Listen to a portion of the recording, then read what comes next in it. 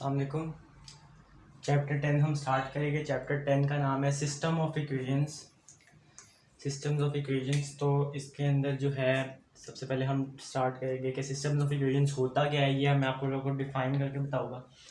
A system of equations refers to two or more equations that deal systems of equations refers to two or more equations that deal with the same set of variables. For example, 3x plus y is equals to 16 and 4x plus 6y is equals to 20.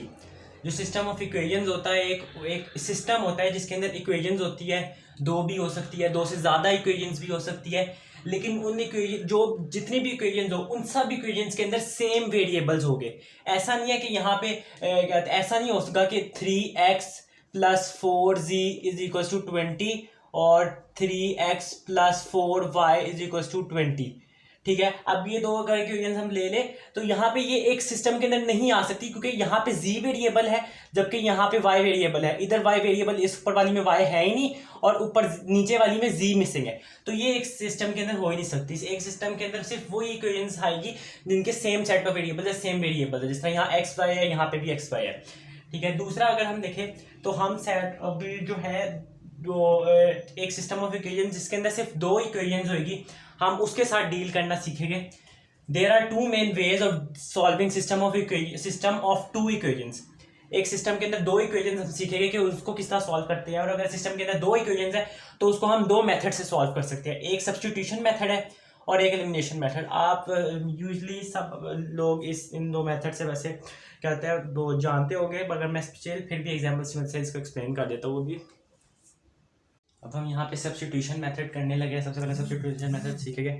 Substitution is all about isolating one variable in the fastest way possible. Substitution में ये होता है कि आपको जब दो equations दी हुई है लीनियर, जब आपको दो इक्वेशंस दी हुई है लीनियर हो, ठीक है, तो हम लीनियर ले लेते हैं। हम लीनियर इक्वेशंस की एग्जांपल से करेंगे। दो सिस्टम ऑफ इक्वेशन, दो इक्वेशंस दी हुई है, ठीक है, तो उसमें होगा कि आपने एक इक्वेशन में सिर्फ पहली इक्वेशन, कोई भी आप इन दोनों में से एक इक्वेशन ले ले और उसको उसमें से एक वेरिएबल को आपने आइसोलेट करना है। ठीक है, उसको आपने सब्जेक्ट बनाना है और दूसरा उसकी टर्म्स में इक्वेशन लिखनी है। यानी फॉर एग्जांपल अगर हम ये ले ले, ठीक है, पहले हम इस इक्वेशन को इस इक्वेशन में करेंगे। ठीक है, तो इसको हम करेंगे x plus 2y is equal to 10, और अब उन्होंने कहा है कि isolate one variable in the fastest way possible. ठीक है, तो ये हमने तो हम यहाँ पे हम x को आइसोलेट कर देंगे फास्टेस्ट वे पॉसिबल, यानी जो वेरिएबल आइसोलेट करना इजी है आप उस वेरिएबल को आइसोलेट करें। यहाँ पे x आइसोलेट करना इजी है इसलिए x को हम आइसोलेट करेंगे, तो ये हो जाएगा 10 माइनस 2y। ठीक है, ये हमारे पास इक्वेशन आ गई। हमने x को सब्जेक्ट बनाया और इन टर्म्स ऑफ y उसकी इक्वेशन ले ली। ठीक है, अब हमने x को, अब हमारे पास x की ये वैल्यू आ गई है। पहली इक्वेशन से हमारे पास x की ये वैल्यू आ गई है। ठीक है, इसलिए अब हम इस वैल्यू को सब्स्टिट्यूट कर देंगे दूसरी इक्वेशन के अंदर। ठीक है, दूसरी इक्वेशन हमारी क्या है, 3x plus y is equal to 3। अब हम x की वैल्यू सब्स्टिट्यूट कर देंगे, x की वैल्यू इस इक्वेशन के अंदर सब्स्टिट्यूट कर देंगे, तो ये हो जाएगी 10 minus 2y plus y is equal to 3। ठीक है, अब ये हम सॉल्व करेंगे तो ये आता है 30 minus 6y plus y is equal to 3। Sorry, ये आ जाएगा 30 minus 5y is equal to 3। ये 30 minus 3 is equal to 5y उधर शिफ्ट हो गया, y is equal to 27/5। y की वैल्यू हमारे पास 27/5 आ गई है, और हमने x की वैल्यू अब निकालनी है। तो हमने जो x की ये इक्वेशन बनाई थी पहली, ठीक है, उधर से हम x की वैल्यू निकाल लेते हैं। x वैसे तो आप दूसरी इक्वेशन में भी डाल के x की वैल्यू निकाल सकते हैं, लेकिन हमने पहले से जब बनाई भी है तो हम इजीली जल्दी से सॉल्व कर लेंगे इसको। 10 माइनस 2y है, ये हो जाएगा 10 माइनस 2 इंटू 27/5। ठीक है, ये आ जाएगा x इक्वल टू 10 माइनस 2 27 54/5। ये आ जाएगा हमारे पास 50 होता है, 15 माइनस 54/5 हो जाएगा इज इक्वल टू -4/5। तो हमारे पास x की ये वैल्यू आ गई -4/5।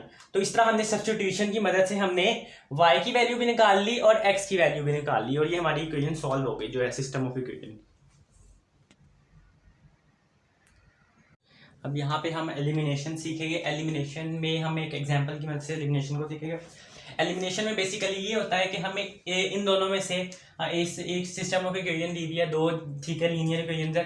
इसके अंदर इन्होंने हमें दो वेरिएबल्स है एक्स और वाई। अब एक्स और वाई में से कोई भी हम एक वेरिएबल ले लेंगे, उस वेरिएबल के कोफिशिएंट्स को दोनों इक्वेशंस में एक वेरिएबल को हम चूज कर लेंगे, या तो एक्स या वाई, जिसके कोफिशिएंट्स को दोनों इक्वेशंस में हमने दोनों इक्वेशंस में उस वेरिएबल के कोफिशिएंट्स को सेम करना होगा। जब कोफिशिएंट सेम हो जाएंगे तो फिर वो हम साइंस उसके अगर अलग है, अगर नहीं अलग तो हम अलग करके जो है ऑपोजिट साइंस की वजह से उन दोनों को काट कर देंगे और एक वेरिएबल की वैल्यू हमारे पास आ जाएगी और फिर उसकी वजह से हम दूसरे वेरिएबल की वैल्यू भी निकाल लेंगे। मैं सॉल्व करके दिखाता हूँ इस तरह कि अभी हमारे पास कोफिशिएंट सबके अलग अलग है, ठीक है, वेरिएबल्स के। y के इस ऊपर वाले का 4 नीचे वाले का 2 है, इधर x का 3 नीचे 6 है, ठीक है। सबसे पहले अब हम चूज कर लेते हैं हमें कौन सी वेरिएबल्स की मदद से सॉल्व करना है। मैं तो सोच रहा हूँ कि मतलब क्योंकि x के कोफिशिएंट्स जो है उसकी वैल्यू जरा बड़ी है, इसलिए मैं y के कोफिशिएंट्स ले रहा हूँ, ठीक है। कि तो हम इसको इस तरह करेंगे कि जो मैं y की वैल्यू ले रहा हूँ, ठीक है, मैंने y चूज किया है, यानी y कट हो जाएगा, ठीक है, दोनों इक्वेशन में y कट होएगा और x की वैल्यू पहले हमारे पास निकलेगी, फर्स्ट हमारे पास x की वैल्यू आएगी।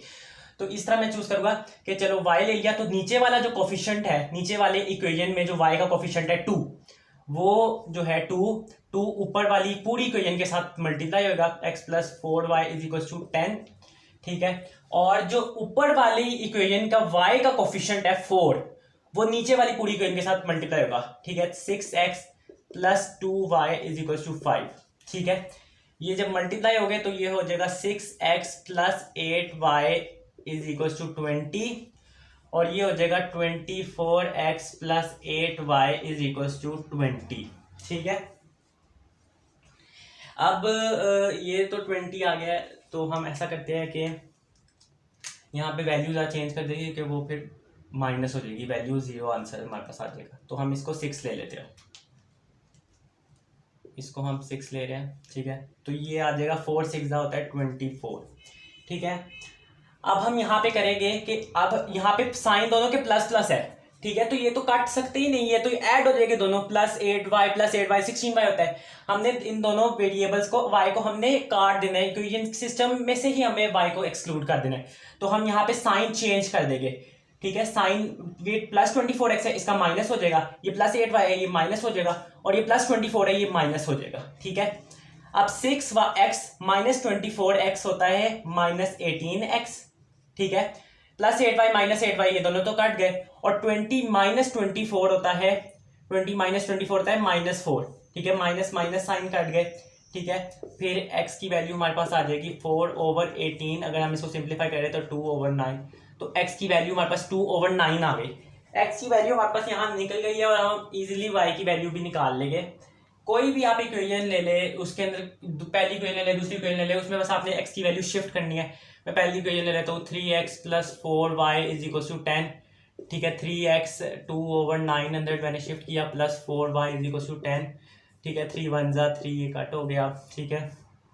ये हो जाएगा 4y = 10 - 2/3, ये 10 - 2/3 हो जाएगा, और ये आ जाएगा 10 30 - 2 होता है 28/3, ठीक है। ये y जो है ये 4 नीचे मल्टीप्लाई हो जाएगा, = 28/12। इसको सिंप्लीफाई करें तो ये हमारे पास आ जाता है, सिंप्लीफाई करें तो ये आ जाता है 14673, ठीक है। तो ये हमारे पास आ जाएगा 7/3। तो y की वैल्यू हमारे पास 7/3 आ गई, x वैल्यू हमारे पास 2/9 आ गई। ये एलिमिनेशन मेथड था, इसका सॉल्व हो गया। एलिमिनेशन मेथड में आप लोग को ये बता दूं कि हमेशा वैल्यूज भी अलग होगी और साइन भी सेम होंगे, ऐसा नहीं होगा।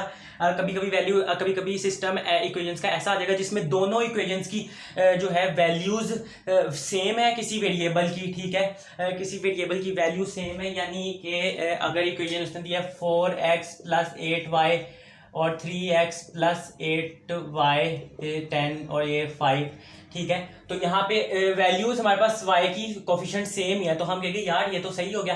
तो इसमें हमें सेम करने की जरूरत नहीं होगी कोफिशिएंट्स को, क्योंकि कोफिशिएंट पहले सेम है, बस इसमें साइन चेंज करने की जरूरत होगी, ठीक है। और कुछ इक्वेशन ऐसे दे देगा जिसमें साइन भी उसने हमें से अलग ही दिए होंगे, ठीक है, साइन भी उसने 8y दे दिया, तो हम यहाँ पे कहेंगे यार ये तो शुरू में ही हमारे पास कट गया है, तो हम इजीली सॉल्व करेंगे। और कुछ इक्वेशन, अब यहाँ पे जो एक और क्वेश्चन आता है इस तरह का कि इस तरह आ जाएगा कि अगर ये 4x + 8y = 10 है, तो दूसरी वाली वैल्यू हो जाएगी हमारे पास 2x - 6y is equals to 20।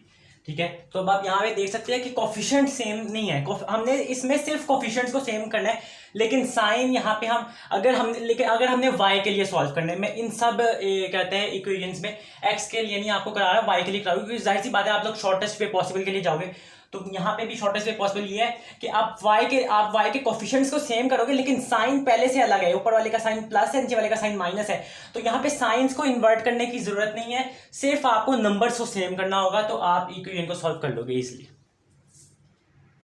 अब यहाँ पे हम अभी तो हमने जो सिस्टम ऑफ इक्वेशंस पढ़ी थी उसके अंदर हमारे एक सोल्यूशन आती थी, वो वन सोल्यूशन वाली हमने सिस्टम ऑफ इक्वेशन पढ़ी थी। अब कुछ सिस्टम ऑफ इक्वेशंस ऐसी आ जाती है जिसके अंदर नो सोल्यूशन होता है, उनका कोई सोल्यूशन नहीं होता, और कुछ सिस्टम ऑफ इक्वेशंस ऐसी आ जाती है जिसका इन्फिनिट सोल्यूशन होता है, यानी उसके इन्फिनिट मतलब बहुत सोल्यूशन होते हैं। ठीक है, तो हम पहले यहाँ पे नो सोल्यूशन देख लेते हैं। A system of equations has no solution when the same equation is set to a different constant. Same equation set to a different constant. एक सिस्टम ऑफ इक्वेशंस के कोई सोल्यूशन नहीं होता जब एक सिस्टम के अंदर दोनों इक्वेशंस जो है दी हुई 3x + 2y = 10, 3x + 2y, जो दोनों इक्वेशंस दी हुई है वो दोनों सेम है, यहाँ पे भी 3x + 2y 3x + 2y, लेकिन जो उसका कांस्टेंट सेट किया हुआ है इज इक्वल्स टू वो डिफरेंट है। यहाँ पे ये 10 है और ये 4 है, तो कांस्टेंट सिर्फ कांस्टेंट डिफरेंट होने की वजह से और ये इक्वेशंस दोनों सेम होने की वजह से ये वाली, तो ये जो है ये इसका हमें पता चल गया कि इस सिस्टम ऑफ इक्वेशन का कोई सोल्यूशन ही नहीं है, हमें पहले ही पता चल गया, क्योंकि यहाँ पे इक्वेशन सेम है लेकिन कांस्टेंट डिफरेंट सेट हुए हैं, यहाँ पे 10 है = 10, यहाँ पे = 4 है, तो हमें पता चल गया इसका कोई सोल्यूशन नहीं। अब इन्फिनिट सोल्यूशन देख ले। A system of equations has infinite solutions when both equations are essentially the same, both equations are same. ठीक है, एक सिस्टम ऑफ इक्वेशन के इन्फिनिट सोल्यूशन होते हैं, बेतहाशा सोल्यूशन होते हैं जब दोनों इक्वेशन सेम हो, बिल्कुल सेम हो। अब यहाँ पे है पहली इक्वेशन है 3x + 2y = 10 और दूसरी इक्वेशन है 6x + 4y = 20। अब आप लोग कह रहे हो कि दूसरी इक्वेशन तो अलग है, दूसरी इक्वेशन तो सेम है ही नहीं, तो यहाँ पे दूसरी इक्वेशन भी सेम ही है। बताओ कैसे? मैं इस तरह है कि यहाँ पे अगर आप लोग गौर से देखेंगे तो आप लोग देख लेंगे, अच्छा ये × 2 हुई हुई है, ये वाली इक्वेशन × 2 हुई हुई है, तो ये इक्वेशन बनी हुई है, इसलिए इसको अगर हम कर ले 6x को अगर हम 2 बाहर कॉमन ले ले, 6 है, ये बन जाएगा 3x + 2y और ये 20 होगा, 2 यहाँ जाके डिवाइड हो जाएगा, तो ये हमारे पास आ जाएगा 3x + 2y = 10। ये भी 3x + 2y = 10 है और ये भी 3x + 2y = 10, इसलिए हमें पता चल गया है कि ये दोनों इक्वेशन सेम है। अब जब इक्वेशन बिल्कुल सेम हो, उनका कांस्टेंट भी सेम हो, = 10 सब सेम कांस्टेंट भी हो, तो इस इक्वेशन के इन्फिनिट सोल्यूशन होते हैं, बेतहाशा सोल्यूशन होते हैं, अनगिनत। तो ये जो थी के सिस्टम ऑफ इक्वेशंस पे एक सोल्यूशन हमने कर लिया कि एक सोल्यूशन होता है, दूसरा हमने कर लिया कि नो सोल्यूशन होता है, और थर्ड हमने किया है कि इन्फिनिट सोल्यूशन होते हैं।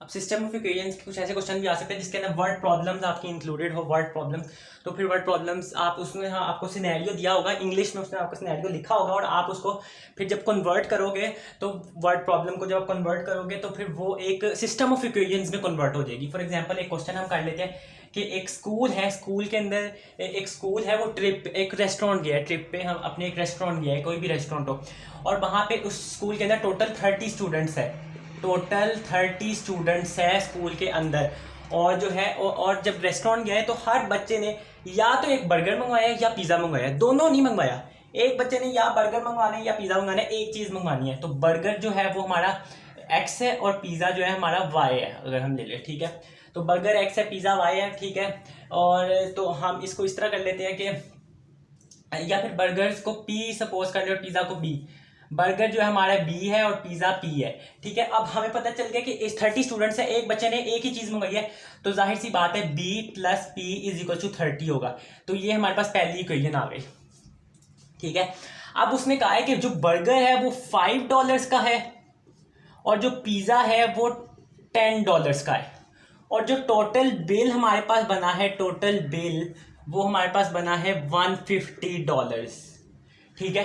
तो अब हमें पता चल गया कि एक बच्चे ने एक ही चीज़ मंगवाई है, तो जाहिर सी बात है तो हम अगर $5 को इंटू b कर दे, b यानी टोटल वो बच्चे जिन्होंने बर्गर मंगवाए हैं, टोटल वो बच्चे जिन्होंने बर्गर मंगवाए हैं, तो वो हमें टोटल बर्गर्स की प्राइस पता चल जाती है, तो इसलिए 5b हो गया, प्लस अगर हम 10 एक प्राइस पिज़्ज़ा की, और हमें पता है कि टोटल p बच्चों ने 30 में से p बच्चों ने जो है पिज़्ज़ा मंगवाया है, तो अगर हम 10 इंटू पी कर दें तो वो हमें पिज़्ज़ा की टोटल प्राइस पता चल जाएगी जितने भी पिज़्ज़ाज मंगवाए हैं। तो 5b प्लस 10b हमें पता चल गया कि अगर हम इनको प्लस करेंगे तो हमारे पास टोटल बिल भी आ जाएगा 150। तो ये हमारे पास दूसरी इक्वेशन बन गई। अब हम इसको या तो सब्स्टिट्यूशन मेथड या एलिमिनेशन मेथड से सॉल्व कर लेंगे, और ये हमारे पास दो इक्वेशंस बन गई है। इस तरह हमें ये वर्ड प्रॉब्लम्स को सिस्टम ऑफ इक्वेशन में कन्वर्ट करके सॉल्व करना होता है। अब यहाँ पे मोर कॉम्प्लेक्स सिस्टम्स की बात कर लेते हैं। मोर कॉम्प्लेक्स सिस्टम अभी तक तो हमने जो सिस्टम ऑफ इक्वेशंस पढ़े थे वो दो इक्वेशंस के पढ़े थे, और वो भी दो लीनियर इक्वेशंस के पढ़े थे। लेकिन अगर मोर कॉम्प्लेक्स सिस्टम्स का मतलब है कि अगर एक सिस्टम के अंदर थोड़ा सा वो जो एक इक्वेशन है थोड़ी सी ज़्यादा सी मतलब ज़्यादा कॉम्प्लेक्स सी आ जाए, लीनियर इक्वेशन ना हो, हम उसको कर लेते हैं कि वो क्वाड्रेटिक इक्वेशन हो। ठीक है, तो हम उसको किस तरह सॉल्व करेंगे ये अब हमने यहाँ पे देखना है। कि हम एग्जाम्पल देख लेते हैं यहाँ पे कि एक इक्वेशन है x plus y is equals to 18। ठीक है, और दूसरी जो हमारे पास इक्वेशन उसने हमें दे दिया x square plus y square is equals to 10। अब तो ये जरा कॉम्प्लेक्स सिस्टम, अभी तक हम पढ़े थे जितने भी सिस्टम ऑफ इक्वेशन हमने पढ़े हैं उसके अंदर हम दो लीनियर इक्वेशंस के साथ डील करते हैं, लेकिन यहाँ पे एक तो लीनियर इक्वेशन है लेकिन दूसरी हमारे पास क्वाड्रेटिक इक्वेशन आ गई। अब हम इसमें किस तरह डील करेंगे? अब इसमें हम इस तरह डील करेंगे कि इस तरह के क्वेश्चंस के अंदर, इस तरह की सिस्टम ऑफ इक्वेशंस के अंदर, इस तरह की सिस्टम ऑफ इक्वेशंस के अंदर एलिमिनेशन मेथड नहीं चल सकता। इस तरह की सिस्टम ऑफ इक्वेशन के अंदर एलिमिनेशन मेथड नहीं चल सकता, लेकिन इस तरह की सिस्टम ऑफ इक्वेशंस के अंदर सब्स्टिट्यूशन मेथड से हम काम करते हैं। सिर्फ सब्स्टिट्यूशन मेथड यहाँ पे चल जाएगा कि यहाँ पे हम जो लीनियर इक्वेशन होती है उसमें हमें एक, हमने कहा था ना सब्स्टिट्यूशन मेथड में कि किसी भी इक्वेशन के किसी भी वेरिएबल को आइसोलेट कर दो जो आपके लिए ईजी होता है। लेकिन यहाँ पे जरूरी होता है कि लीनियर इक्वेशन में ही आपने सब्स्टिट्यूट करना हो, जो है अगर आपको फास्ट तरीके से करना है, वरना तो हम इससे भी कर सकते हैं, लेकिन अगर आप फास्ट तरीके से करना है तो आप लीनियर इक्वेशन को सब्स्टिट्यूट करेंगे। लीनियर इक्वेशन में हमें एक कहते हैं एक वेरिएबल को आइसोलेट करना होगा। हम यहाँ पे x को आइसोलेट कर लेते हैं, x equals to 18 minus y, तो ये हमारे पास इक्वेशन बन गई है एक। ठीक है, ये हमारे पास इक्वेशन बन गई है। अब हमने इसको आइसोलेट कर दिया। अब ये वाला हम ये x की जो वैल्यू है हमारे पास 18 माइनस वाई, ये हम दूसरी इक्वेशन में सब्स्टिट्यूट कर देंगे। ठीक है, x square plus y square 10 में सब्स्टिट्यूट कर देंगे, तो ये आ जाएगा 18 minus y whole square plus y square is equals to 10। अब यहीं पे हम वो a minus b whole square वाली आइडेंटिटी अप्लाई करके इजीली हम जो है y की जो है वैल्यूज़ निकाल लेंगे, y की वैल्यूज़ निकाल लेंगे, और जो है हम जो है फिर y की वैल्यू जब निकल आएगी तो उसमें से हम 10 वो x की वैल्यूज़ भी निकालेंगे। अब मैं एक यहाँ पे बात बताते चलूँ, क्योंकि ये क्वाड्रेटिक इक्वेशन है, लीनियर इक्वेशन क्वाड्रेटिक इक्वेशन है, इसलिए इसके यहाँ पे दो सोल्यूशंस होंगे। y के भी दो वैल्यूज निकलेगी और उससे y की उन वैल्यू उसके कॉरेस्पॉन्डिंग x की भी दो वैल्यूज निकलेगी। ठीक है, तो आपके पास दो वैल्यूज आ जाएगी, यानी दो सोल्यूशंस होगी। ठीक है, अगर उसने हमें एक सोल्यूशन निकालने को कहा होगा तो उसने हमें कोई कंडीशन दी होगी कि कहते हैं वो x की वैल्यू ऊपर ज़्यादा होनी चाहिए, ग्रेटर देन 0 होनी चाहिए, या y की लेस देन 0 या x की लेस देन 0, इसने कोई ना कोई कंडीशन दी होगी अगर एक उसको सोल्यूशन चाहिए, वरना यहाँ पे दो सोल्यूशन निकलेंगे क्योंकि ये क्वाड्रेटिक इक्वेशन है। अब यहाँ पे हम एक ट्रिकी क्वेश्चन करेंगे। ट्रिकी क्वेश्चन ये है कि एक्स वाई की वैल्यू 8 है, एक्स जी की वैल्यू 5 है और वाई जी की वैल्यू 10 दी है। अब यहाँ पे काफ़ी बच्चे क्वेश्चन को देख के डर सा जाएंगे और कंफ्यूज सा हो जाएंगे कि यार ये हमें कैसे करना है, कि दो वेरिएबल्स दिए हुए, एक वैल्यू दी हुई, अब हमने कैसे करना है। तो इसका बेसिकली इजी मेथड होता है।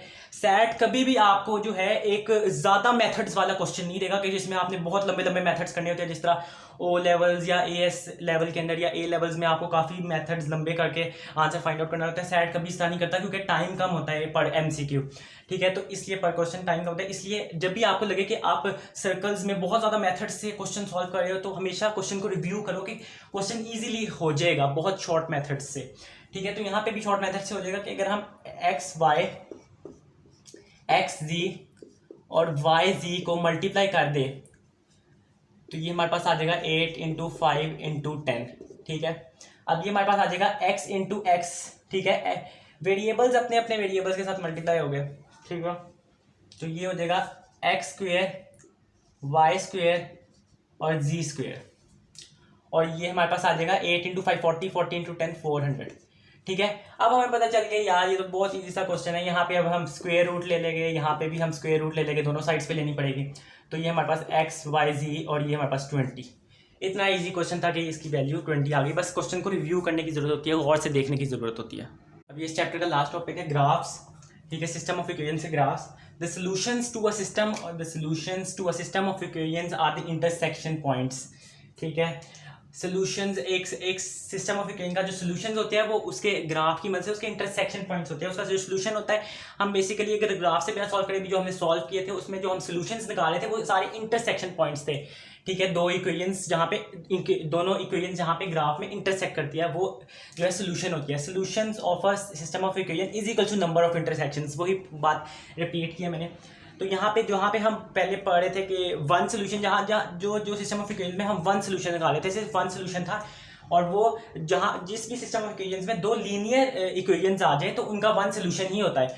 तो वो वन सोल्यूशन इस तरह होता है कि हमेशा वो वैल्यू जब तक वो दो लीनियर इक्वेशंस की ग्राफ जो है वो दो लाइंस पैरेलल नहीं है, तो तब तक वो दोनों कहीं ना कहीं सिर्फ एक पॉइंट पे मीट करेगी, दोनों लीनियर इक्वेशंस। ठीक है, सिस्टम ऑफ इक्वेशन में दो लीनियर इक्वेशंस दी है तो वो कहीं ना कहीं एक पॉइंट पे मीट करेगी, तो उनका वन सोल्यूशन होता है। जैसे ये वन सोल्यूशन हो गया, ठीक है, और ये सोल्यूशन हो गया वन सोल्यूशन। जो अभी हमने बात की थी जब इक्वेशंस जब दो लाइंस पैरेलल होती है, अभी हमने जब नो सोल्यूशन की बात की थी, तो नो सोल्यूशन तब होता है जब दो लाइंस एक दूसरे के पैरेलल हो।